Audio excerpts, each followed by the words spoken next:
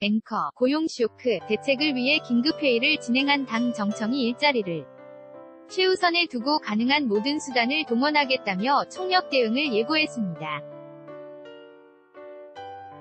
하지만 당장 뾰족한 해결책 마련이 쉽지만은 않다는 분석인데요. 야당은 소득주도 성장 정책을 벌여야 한다며 비판을 이어갔고, 민주당은 아직은 효과가 나오려면 시간이 필요하다며 방어에 나섰습니다. 박광렬 기자가 보도합니다.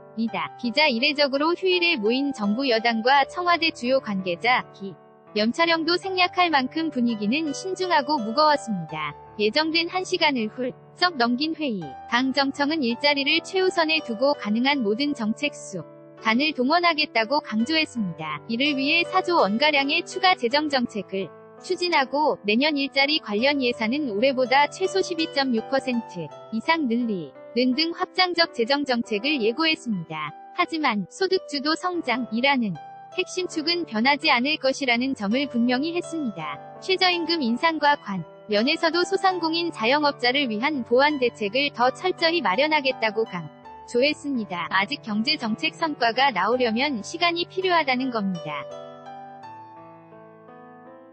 김태년 더불어민주당 정책위 의장, 소득주도 성장이라고 하는 것이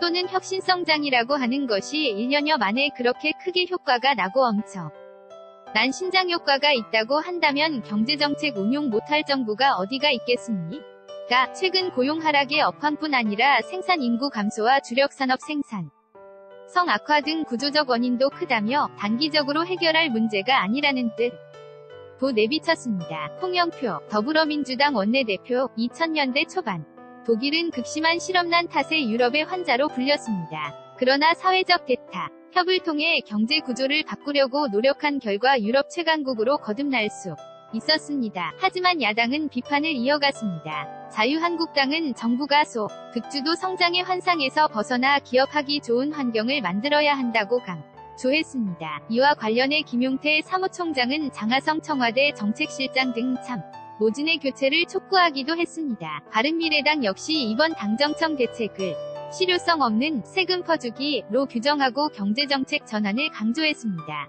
YTN 박광렬 PARKKR 0824@ytn.co.kr입니다.